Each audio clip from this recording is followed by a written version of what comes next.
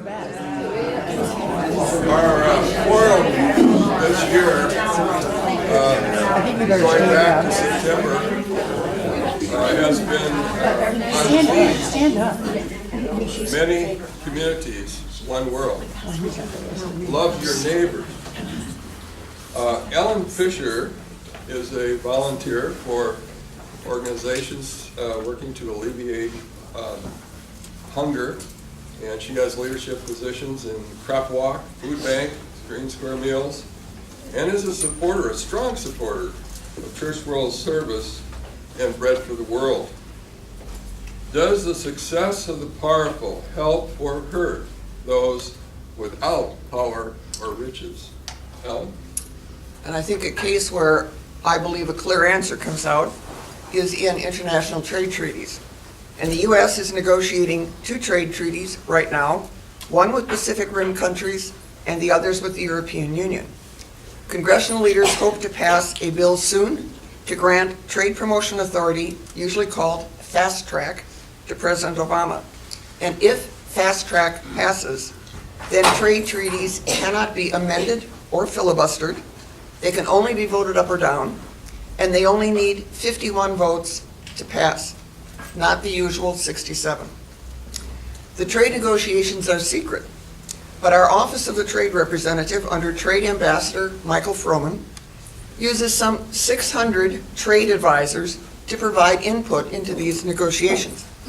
90% of these advisors are drawn from major corporations and industry and trade lobbying groups. Labor advocates, environmental advocates, public health and human rights advocates are represented poorly, if at all. Once trade treaties are passed, they have no expiration dates, and they can be changed only if every country that was a party to the agreement agrees to the change. And as a result, provisions in trade treaties are much harder to change than domestic laws. So it's crucial that we get them right the first time, because we'll be living with them for forever. Last January, a draft of the proposed Trans-Pacific Partnership Agreement was posted on the WikiLeaks website, which is why organizations now know provisions in those negotiations. A crucial part of this treaty is its chapter on trade-related aspects of intellectual property rights, or TRIPS. And this includes patent rules, which will determine the availability of generic medicines. When a drug is patented, the pharmaceutical company receives exclusive rights for 20 years and therefore uses monopoly pricing.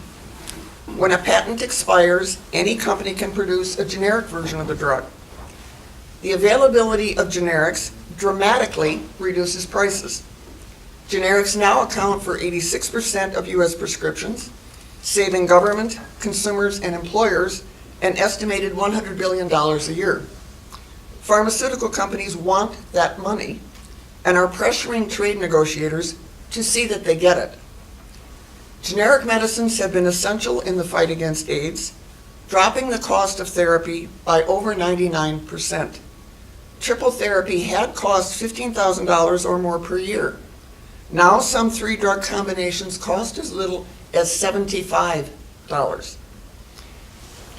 India recently authorized a generic version of a patented cancer medicine for $157. Bayer had been charging $5,000 a month for the same drug, according to data from the Indian government. Gilead Sciences sells an effective hepatitis C drug here for $84,000. Because of the availability in India of an effective hepatitis C generic version, Bayer announced that in India it would sell its drug for less than 1%, or about 1% of its sales price here. The companies producing the generic drugs are not charities, and they manufacture and sell these drugs profitably at those low prices. Trade treaties can reduce access to generic medicines by extending the time granted to exclusive patents and by restricting the ability of governments to regulate prices. The Trans-Pacific Partnership agreement, the one with the 12 Pacific Rim countries, that proposal requires that new patents be granted for modifications of existing drugs, even if there is no data that the modification increases the drug's effectiveness. And this permits what's called evergreening of patents. You just keep tweaking some tiny piece of the formula and extend your patent for another 20 years. The treaty proposal also requires patenting of diagnostic, therapeutic, and surgical methods, potentially exposing doctors to liability for performing patented procedures. As an example of government efforts to control prices, governments might deny reimbursement to patients for drugs they call overpriced. And I think we see this happening with our insurance companies. And that discourages the drug's use. The Trans-Pacific Partnership Treaty limits the ability of partner countries to restrict drug prices. Doctors Without Borders provides crucial health care worldwide in situations of conflict and natural disasters. The organization won the Nobel Peace Prize in 1999, and last year was the first to alert the world to the Ebola epidemic in West Africa. Doctors Without Borders has been particularly alarmed about the current trade negotiations. And their website states, the U.S. government is advocating for trade terms with 11 other Pacific Rim nations that could restrict access to generic medicines, making life-saving treatments unaffordable to millions. Damaging intellectual property rules in the U.S.-led Trans-Pacific Partnership Agreement would give pharmaceutical companies longer monopolies over brand-name drugs. Companies would be able to charge high prices for longer periods of time, and it would be much harder for generic companies to produce cheaper drugs that are vital to people's health. Economist Aidan Holos has shown that in very poor countries with great disparities of income, and I assume Haiti would be an example, if a competing generic drug is not available, a pharmaceutical company can maximize its profits by charging high prices to the affluent, even if 90% or more of the population cannot afford the medicine and can't get any. The trade treaties, in determining whether or not generic drugs are available, will literally determine who will live and who will die. Most of us who attend Forum profess a faith in a just and compassionate God. And I conclude with words from the prophet Isaiah, chapter 10, verses 1 through 3. Ah, you who make iniquitous decrees, who write oppressive statutes, to turn aside the needy from justice, and to rob the poor of my people of their right, that widows may be your spoil, and that you may make the orphans your prey. What will you do on the day of punishment? Thank you, Alan. We're going to have some time for questions later after we have three short presentations. Next is Chris Buresh. He's an emergency medicine professor and physician at the University of Iowa Hospitals, but especially he has founded and now directs a community health initiative in Haiti, which brings medical care and community improvement to several rural communities. How does globalization affect the common folks? Chris? All right. Well, first of all, Alan, that was really great. And I'll tell you, it's one of those things, the big pharma and the drug companies and the way they prey on people really steams my vegetables. I think, thank you for doing such a good job of presenting that. And so I think what I'd like to talk a little bit about today is something that's been in the news a lot lately, and that's gas prices and how it's affected actually some of the stuff that you all have been very involved in Haiti, and how that affects some of the people that live there. And so as you all know, anybody who's filled up their gas tank in the last 3 months or so, gas prices look pretty good right now. And so, and it sounds like the reasons for that are probably many and poorly understood by most people that I've been able to talk to or read. But it has something to do with, producing a lot of oil from the oil sands and from fracking and these sort of more technology intensive, maybe environmentally more degrading energy-intensive, expensive ways of producing oil that are happening now in North America. And we're, I think, the second biggest producer of oil now. At the same time, the OPEC nations have decided not to drop their production of oil at all. And the reasons for that are really unclear. There's a lot of speculation about that. But what that's resulted in is a glut of oil on the market. And so now there's much more supply than there is demand. And so oil prices are really low. Now you guys also may know that this church has been instrumental in supporting one of our programs in Haiti. And so one of the things that we do healthcare in Haiti, but we also have realized that there's no way to divorce healthcare from what we call the social determinants of health, right? So people get sick because they get infections, but they get infections because they drink poopy water, right? Or because they don't have anywhere to go to the bathroom except in the field and that all washes into the stream, or because they don't have enough money to buy food and they're malnourished. And so there's a lot of things that make them sick. It's not just bacteria, right? There's a lot of things that put them at risk for getting that bacteria. And one of those is economics. And so if you talk to people, that's really, a lot of times their chief concern is that, I can't buy enough food for my kids. We've surveyed our community up and down and sideways, and something like 87% of people say they go to bed hungry every night. So, or most nights, I should say. It's less than that go to bed hungry every night. And so do their children. Most people can't afford to send their kids to school.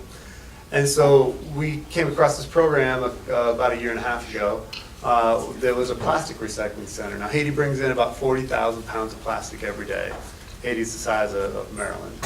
And there's no real setup for municipal trash collection. And so when you go to Haiti, there's a lot of things that tend to hit people really hard the first time they're there. But one of the things is there's garbage everywhere. And so we set up recycling centers so people can pick up plastic or aluminum and bring it in, and we'll pay them for their plastic and aluminum, just like you do when you return your cans. And then we resell that in Port-au-Prince, and it gets melted down and made into things like my bag over here. Actually, is not only is it a super hipster bag, but this is all recycled plastic that came from Port-au-Prince. And so what that does is it cleans up the environment, it prevents people from burning the plastic, but it also gives people a really substantial income. And so our center is right across the street from the market. So we're like an ATM machine, right? You put in the plastic, you take out the money. And then you can go across the street and buy some fish or some goat or whatever. You can buy some protein for your family.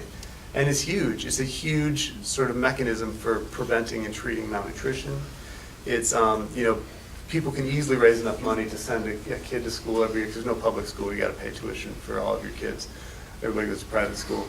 And so it's really been tremendous. And I think in our first 6 weeks we were open, we recycled something like 16,000 pounds of plastic. So the problem is the international commodity price for recycled plastic goes the same way as oil does, right? So if you're going to make an aglet for the end of somebody's shoelaces, or a plastic, pocket protector, right? You have to decide, are you going to make that out of petroleum and make new plastic, or are you going to use recycled plastic? And right now it is so much cheaper to make it out of new plastic that nobody's buying recycled plastic. And so the price of recycled plastic has dropped through the floor. And we've had to actually close the recycling center for the last month or month and a half now while we look for new buyers. And we're going to have to adjust our prices, essentially. So one of the people that this has really hit is a guy, there's a lady that lives in our community named Magdalene, and she's 35 and she has 5 kids, and we saw her first time in October, and she obviously had very, very advanced cervical cancer. There's just nothing, beyond anything that anybody could do, especially in age. So we got her to see some gynecologists. They did some tests and they confirmed that things look pretty grim. And we go visit her every week at home to provide her with sort of these kind of adult diapers and check on her. And her concern always is, my husband has to take care of me and we don't have any money, we can't feed our kids. And so we buy them, we don't really, we try to stay away from giving people money, but we buy them soap and stuff. And then I think they probably do sell most of it, which is fine. But we gave her husband a job at the recycling center, and so he could then provide for the family, and that's something that's sustainable. It's not that we're just giving them money. He now has a job, and she doesn't have to worry about what's going to happen to her kids after she's gone. And so, but again, with the international oil prices, it just throws that all into a bit of turmoil. And so I think that it's amazing the way that all these decisions are made behind closed doors in very wealthy countries and boardrooms around the world. And I don't think anybody that is making those decisions ever has any concept of what a kick in the gut that is to people on the ground. So. Thank you, Chris. My name is Brad Moore. I've been very fortunate in having experienced visiting 53 different countries. Some of them I've actually lived there for a short period of time, and I found poverty and culture far different from our own. Do the rich and powerful receive justice and the poor not? The rich and the powerful include the big men in the small towns, as well as the big rich in the big places. There was a book that I want to refer to called The Locust Effect by Gary Haugen. He's the president of International Justice Mission, which furnishes lawyers and others to try to help the poor in pursuing criminal acts against them, and it's making some progress. He gives examples of rape, kidnapping, and forced prostitution, illegal confiscation of farmland, and slave labor involving the poor by the powerful. And the victims, he gives examples of how victims are unprotected and criminals unpunished. Very, very frustrating, and even in the big fancy countries that are still underdeveloped, like Brazil, Kenya, and India, as well as throughout the underdeveloped world. He relates the rape and murder of an 8-year-old girl in rural Peru. La Union is the name of the village. The perpetrator was quickly identified, and no action was taken after the leading and richest citizen of the village convinced the prosecutor not to indict his son, the richest guy's son. The rich in the underdeveloped world assure their own safety. 3 different years I have visited a friend of mine in Nairobi, Kenya. He's a prominent businessman. He lives in a neighborhood with each house surrounded by very high walls, and inside those walls at night are police dogs, and the neighborhood itself has private security.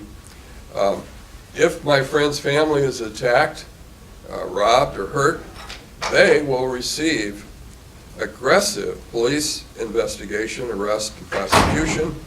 The justice system will work for them. The criminal will be convicted and imprisoned.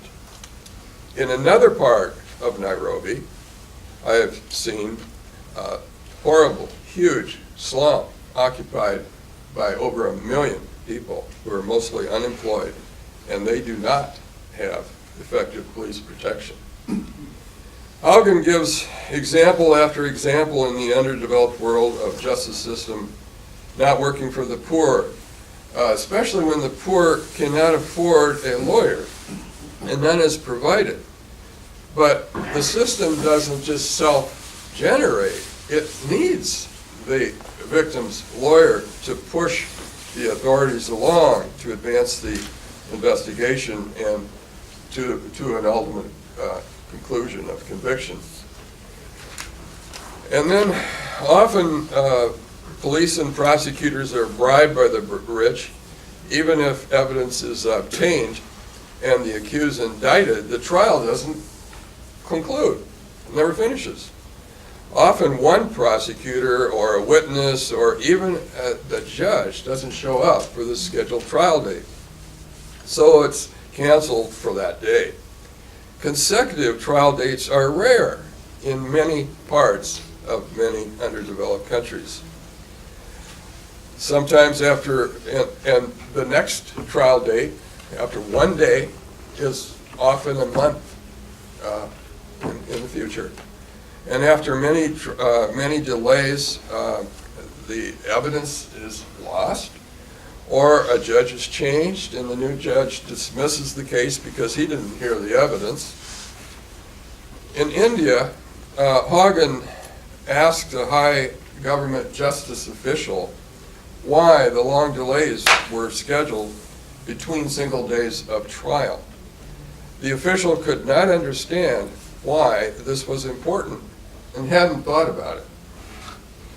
In reviewing the historic beginnings of government-established police forces and justice systems, they definitely were put in place to protect the establishment, the rich and the powerful, against crimes by the common folks, not protecting them against crimes by the powerful. The transition to include protecting these common folks is proceeding in many countries, but still incomplete, and many poor victims are still unprotected and without justice. In last week's local news here in Cedar Rapids, we learned that even in Iowa, there is a shortage of public defenders for criminal cases and none available for civil suits. A $100 annual tax to be paid by each Iowa attorney was recommended to fund additional public defenders and to extend their service to civil cases. The $100 was attacked as a burden for some attorneys, which they couldn't afford, and that method of funding was apparently dropped. So, should we be satisfied with the justice system here and abroad? Are the common folks living away from us, our neighbors? Can and should we empathize with them and their values and needs? What should and can we do to help those who we do not personally know? Now, we invite your comments and questions.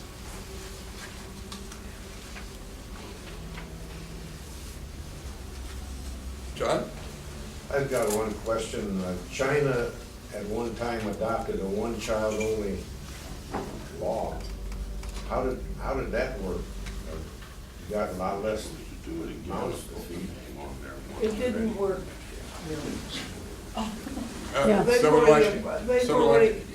It didn't work. They've already abolished that policy. I mean, you've got 20 males and one female, and this female is so valuable you can negotiate with the husbands for they have a college degree, a car, an apartment. They've given that up. I mean, Yeah. Okay. Someone else? Any of what Chris or Ellen has said? Ellen? I'd love to ask Chris a question about patenting surgical procedures. You know, honestly, I hadn't heard about that. I know you can patent certain tools, but I didn't know that the techniques were patentable. I think that's pretty unconscionable, honestly. I think that is sort of a new low. That I can't believe that would happen. I mean, usually it seems like the push is to teach everybody how to do this stuff so that folks can be healthy and have access to these procedures. And so I'm really shocked that the actual techniques are being patented. I had bumped into that within the last couple of months before I started doing this particular reading about the trade treaties. So I am sure it's going on in the U.S., but these treaties would require it among any country participating. The Trans-Pacific Partnership involves countries that provide 40% of the gross domestic product in the world. So if these rules apply in those countries, it controls, and then we're doing the same thing with Europe. it would apply these rules to a massive portion of humanity. That's unbelievable. I mean, it really, I can't believe that that is such an enormous threat that's hanging out there and nobody knows about it. So are those the practitioners that are attempting to patent those procedures, or the manufacturers of some of the equipment and tools that are involved? Or don't we know? I can't speak with any knowledge about that. My sense was that when, I probably just shouldn't say, I thought that if a research group developed a new way of dealing with a problem, and it was, they believed that this knowledge of how to do it was more effective and was unique to them, that they could patent that procedure, and then if you wanted that procedure, you'd have to go to them. But again, I really don't know much about it, except that it is specifically a part of the treaty, and that I have seen it in the news before I was reading this, in terms of medical care in the U.S. It isn't just procedures, as you'd mentioned before, it's done with the drug companies. That's a perfect example. And that is patented. And when you get the treatment of cancer, that's where it gets disastrous for the people that don't have money.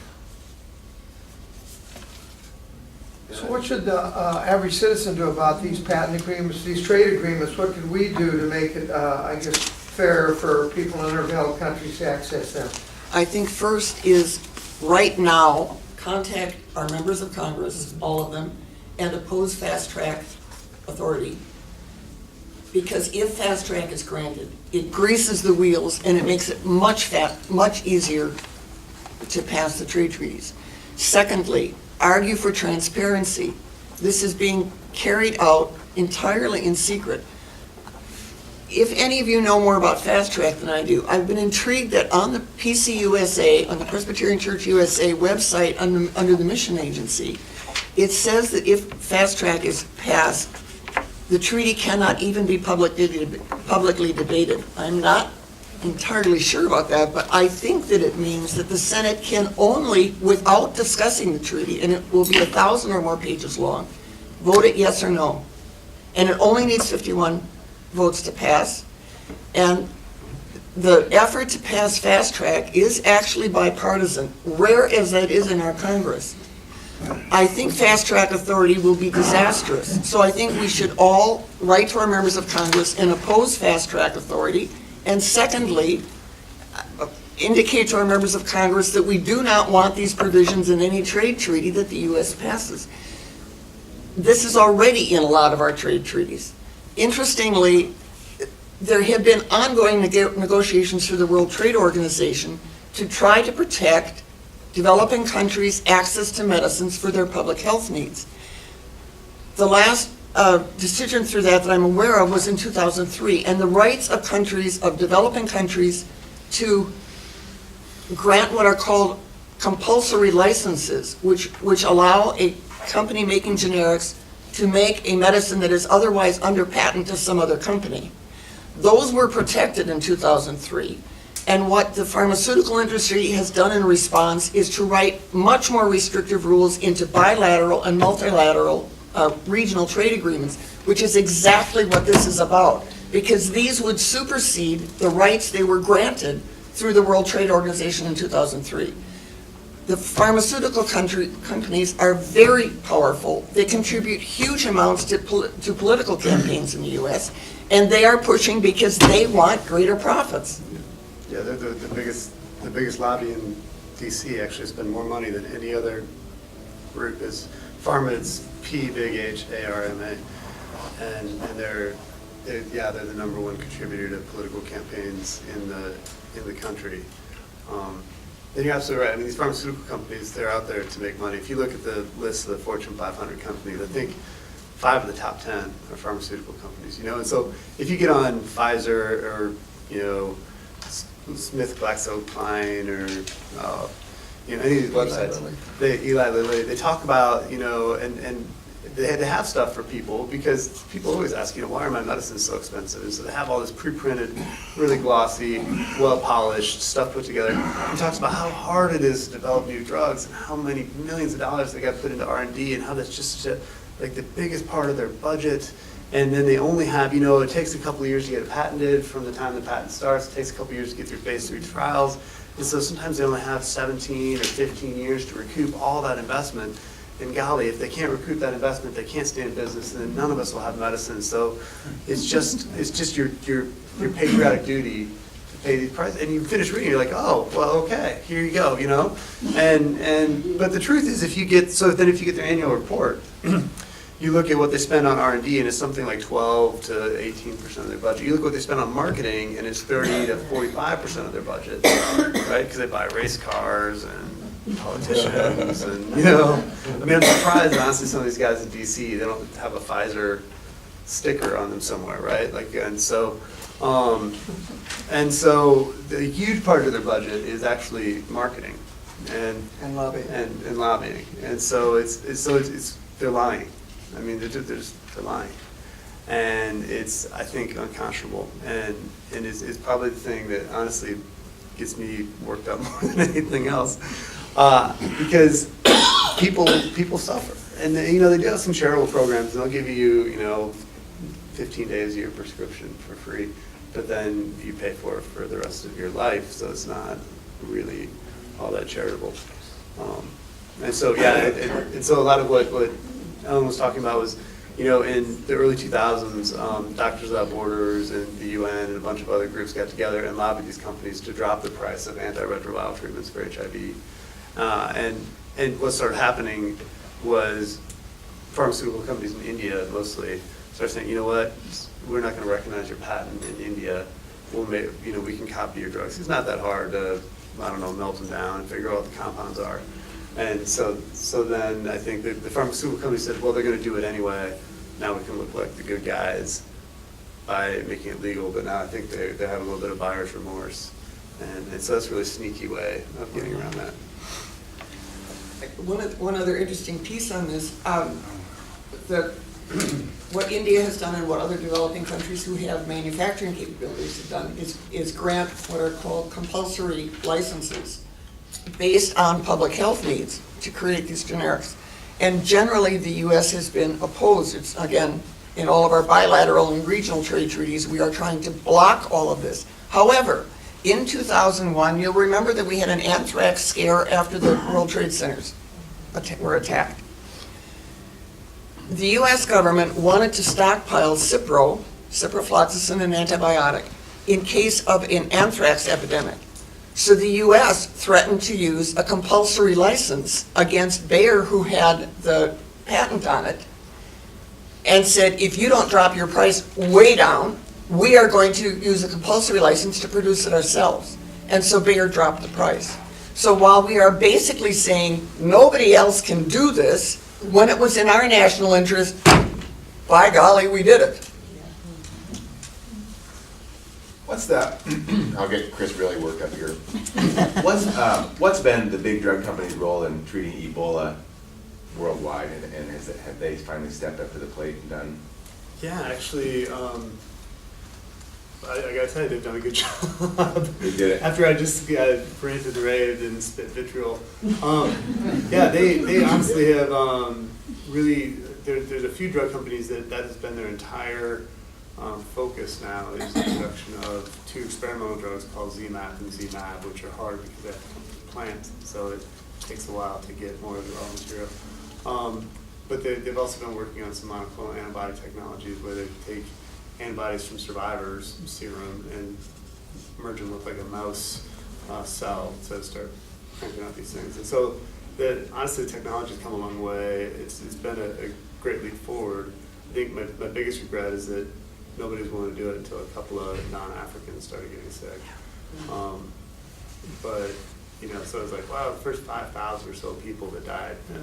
But as soon as somebody dies in Dallas, it's like, hey, you know, let's really focus on this. So they have been really good, and certainly this is going to reap tremendous profits for them at some point, right? This is not. I don't want to make it sound like they're doing this out of the goodness of their heart, because it's received so much attention, and because it's just a matter of time before, I know, you know, as there's more globalization, more transport, more trade, it's easier for people to get around. It's just a matter of time before this happens again with Ebola or SARS or bird flu or the MERS-CoV, or, I mean, you can pretty much count on a big outbreak every year. And so having that ability to rapidly respond and shift and produce large quantities of stuff is really a very smart investment in the future. But they have done a good job of responding to this eventually. Yes, sir. Robin? Yeah, I hear Ellen saying on the one hand, write your legislator, and on the other hand, the big corporations put in lots of money, and so I'm a legislator and I'm saying, oh, I got a letter. Oh, I got money. Where's my attention span going to be the longest? So I despair of being able to strike up a conversation with any of our legislators. When I do that, I get a form letter back that has nothing to do with the issue that I was concerned about, but thanking me for my interest. So I'm sort of coming to the conclusion that we need some sort of revolution to get the corporate dogs off of us. And the question that I keep asking myself is, what form should that revolution take? Is a ballot box adequate to shape that revolution, or are we going to have to take another route? And if we take another route, what route would that be? And so I don't know whether you have similar thoughts or not, but I'd be interested in your comments. I have in multiple places read the statement that extreme inequality in income, and I would also say, I would add extreme inequality in opportunity, is politically unstable. And as we increase income inequality and opportunity inequality in this country, and as it increases abroad, corporate profits for the last several decades have been moving only to the top. That is, it benefits those at the top of the economic pyramid and nobody else, or almost nobody else. As productivity has increased, wages have not increased for workers to get a fair share of the increase in what they are producing. I think that's politically unstable. I think the people in power need to recognize the danger of increasing inequality. I don't know how we adjust that in the U.S. Reversing the Citizens United decision, which apparently would take a constitutional amendment. I mean, I have almost no hope that that will happen, but that needs to happen. The idea that money is free speech and corporations can shout as loudly as they want and drown out every other voice doesn't seem like it sustains democracy, in my opinion.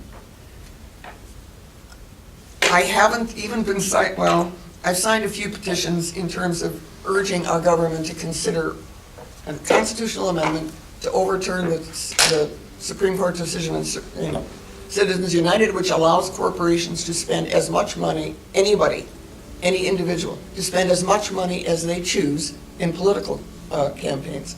I think that completely undermines the value of my voice, and I agree. I think we all need to write to our members of Congress. I have already received a letter back from Representative Blum saying that he will not support treaties that infringe sovereignty. There is no way that you could vote for one of these trade treaties and not have it infringe sovereignty. Yes. I didn't realize that this Citizens United required a constitutional amendment. It's not really part, I'm asking. I don't know. I thought it was not part of the Constitution as a whole. Because it was a Supreme Court decision. It is. Yes, the Supreme Court voted in that case, or decided in that case, that money was a form of free speech, and that anyone with money could spend as much as they chose in political campaigns. It drowns out, so if you... Corporations are people. Right, and they've already decided that corporations are people. What was the vote of the Supreme Court? The Just usual. one, wasn't it? I think it was a 5-4, but I'm not certain. So if the Supreme Court, the composition is changed, then they can reverse that. Hasn't changed. It's reluctant, they're very reluctant to reverse things, but it's possible. Probably more possible in the Constitution Amendment, in my opinion. Someone that hasn't, yes, Neil. I was a pharmacist. I spent most of my career in pharmaceutical industry. I was in charge of getting new drugs approved, okay? Yeah, they do some wonderful things, okay? I'm going to agree with you in a different way, and neither of us are going to like the answer. Under our system, the drug companies are not doing anything different than other companies do. The focus of this is pharmaceutical industry, and yes, lives are based on that. Lives are based when we drive a car also. Corporations have the ability, Citizens United, to speak out the way they want, with the money they want, and that is our legal system. Then we go to, national health care countries, Britain as one example. Getting your drug approved is a two-step process. It goes through the scientific review, and to make life easy, it gets approved. That does not give you the marketing license. It then has to go through a price approval, where a separate agency, other than the scientific agency, their equivalent of FDA, looks at comparative effectiveness and negotiates a price relative to comparative effectiveness. That's different than the scientific review. That's different than an MD and a pharmacist sitting down and saying, does this work or not, and are the side effects worth it, okay? So there's a comparative effectiveness review by a separate agency, and, yeah, big stick. If the drug company doesn't like the negotiating process, they don't get their license to market. That's different than the license for approval based on scientific efficacy. We don't have that here. The current version of the trade treaty requires linkage between patenting and marketing approval. I don't understand all the details of that, but I believe it is specifically requiring, as soon as you apply for the patent and that's approved, you get through the marketing stuff. Another way to grease the wheels for the pharmaceutical industry. Well, Bill, let me call on you first. A couple of years ago, I went to a college reunion for really old graduates, like 50 of it, Oberlin, and Tom Frieden, the head of the drug thing in Atlanta, was one of the speakers, and what impressed me so much by that man was his can-do attitude, that we can do this. And when faced with the Ebola crisis, he did a lot. He was criticized a lot, but he did a lot. And like you, Dr. Buresh, you're a beautiful example of a person that has this attitude that you see a problem, you saw Haiti, and you did something. And I think the only way this country is going to become what it should be is if we elect people who have proven that they have done things, they have faced problems, they have the can-do attitude. Now, I know Joni Ernst knows how to castrate a pig, but I don't have much confidence that she knows much else. And I want people in our legislature, and in our Senate, in our Congress that have that spirit, and that energy, and that vision, and that goodness, like you. Thanks. Yeah, I think, I agree. I've often wondered at what point people sort of go into politics and then that process of how, because I think most people go into politics to make changes for the better. I don't think anybody probably goes into politics, at least I hope not, to be famous or make a lot of money or, I don't know, whatever. Have a fancy office with a mahogany desk. My hunch, and I know a lot of local politicians that, they're never going to get rich doing what they're doing, and they're never going to get famous doing what they're doing, but they just want to do something to help their friends and neighbors and the people they live with. And so I don't know at what point when you progress from sort of like, county, the counselor or or councilman Supervisor. or supervisor on up the food chain. I don't know at what point things start to change or how that process, I'm sure it's very subtle and you know, but it seems like it happens and it's disappointing. And I think that, you know, the one thing that always, I think these talks are always really, really great and had a lot of these during my public health classes too. And I think it's easy to walk away from these thinking, holy crap, you know, this is so insoluble and overwhelming and you can't even get your head around it, let alone figure out what to do. And I would say that that's part of that's maybe part of the plan, you know, I mean, when it's just easier, it seems like it's almost easier just to sort of turn away from it and ignore it, and maybe that's the only responsible response to this, is to just sort of hope it goes away and not do anything. And I think that's exactly the wrong thing to do, right? I mean, I think that there's a song lyric I really like that says, you know, you gotta kick at the darkness till it bleeds daylight. And I think that's true. I think that's sort of all of our responsibilities. When you see something with the status quo that you don't like, don't just whine about it, you know? Don't just complain. I mean, do something, right? You know, even though, I don't know if they read your letters, you know, they probably, I get the same letters back, and you know, like, clearly you didn't read anything I said. You probably never even saw it. But at least you're doing something, right?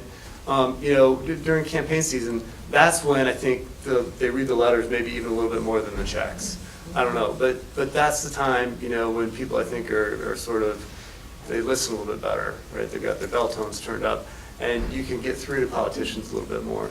But I think that they find a way to do something, whether it's sending money or writing opinion pieces or writing to your you know, representatives, but don't let yourself get sort of overwhelmed by the scope of this, because it's easy to do, and that's exactly, that would be the worst thing that could happen that could come from this.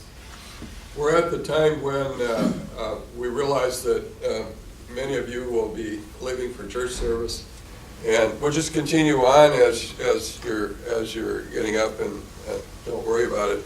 But we'll continue on for a few more minutes. I might say along the lines of what Chris is talking about, that we could also contact our legislators on many issues, some of which were brought up today, like the trade agreements.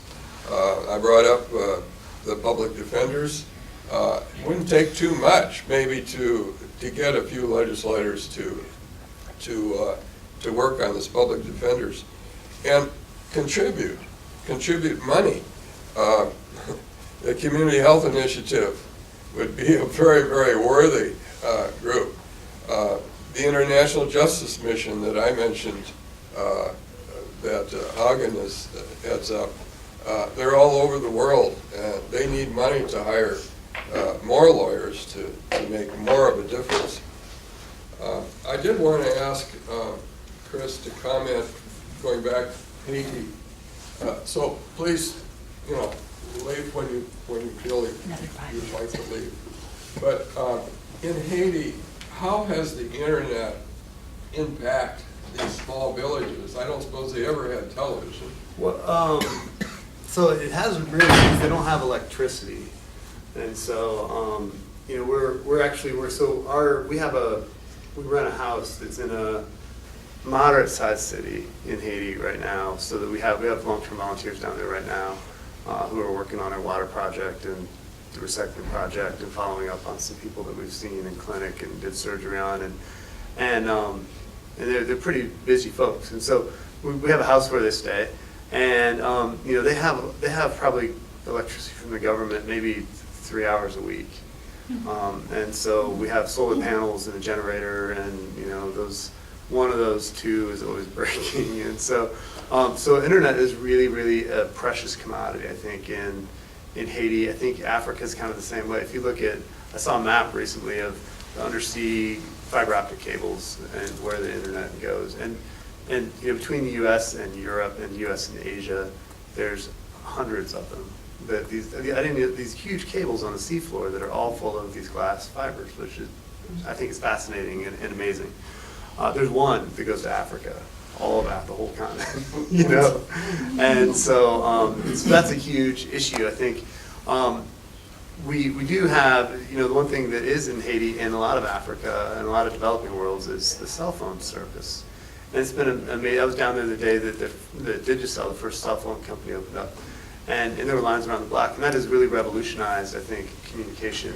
You know, before, if somebody was sick that lived in a few villages over, you had to send somebody by foot or, you know, more recently by moto or donkey. And so it would take a day or two to get a message to somebody and a day or two to get it back. And now, 53% of Haitians have a cell phone now. Which So this is an internet. And so that's the thing, is that they've been able to then get these 3G, they've got 3G internet service, not the 4G we have here, but, and so they've got an internet modem, a 3G modem that you can plug into a computer. So now we have some, you know, it's pretty slow, but we have some internet. So they can't download documents very well, but they can get emails. And that's been huge. And so we're hoping actually to roll that out in these communities because I think that the opportunity to learn stuff, you know, when we talk to people, they just want to learn, well, like our solar stuff. It just broke because we didn't know how to take care of the batteries very well. And so I showed them how to look it up on the internet. And they're like, oh, we weren't doing any of this stuff, you know? In a minute. And so I think it's really revolutionary. And there's a guy named Cliff Misson that used to be here at the University of Iowa and moved somewhere else, I can't remember. He ran something called the E-Granary Project, and basically it's a huge hard drive. It's like a 4 terabyte hard drive or something like that. And he copies everything that's on the internet today onto that hard drive. And then he hooks it up to a internet router, and he goes somewhere in the middle. He's done this all over Africa, and a lot of universities actually. And he'll set up a wireless network that's not connected to the internet, but is connected to this hard drive. And so you can then search this copy of the internet that's on this hard drive, and it's got, you know, you can learn how to play a violin or how to make a bicycle or how to, you know, take out somebody's appendix. And so it's pretty amazing, and I think that's just a huge step forward. What about the movement from the rural areas to the big city, and maybe without a job for the older people? For the younger people, it's an education thing. Right? Do you experience this at all? So 52% of people now live in portions in the city. So most of Haiti is now urbanized, and this is happening all over the world. And you're right, a lot of it's economic things that are driving people to the city. Some of it is education. I think that what people don't realize when they go for an education is how expensive it's going to be, because you not only have to pay tuition, but you have to find somewhere to live and feed yourself. And it ends up sort of, you have a bit of a brain drain from the rural areas, but then you also have these people that are out of there, don't have their social support network in the city, and are really easy prey for predators. And you see, especially young women, you see all kinds of terrible things happen when they go in search of an education. And so there are some dangers. On the other hand, you know, if things go well, then they do get a good education, and then you hope that they can find a job.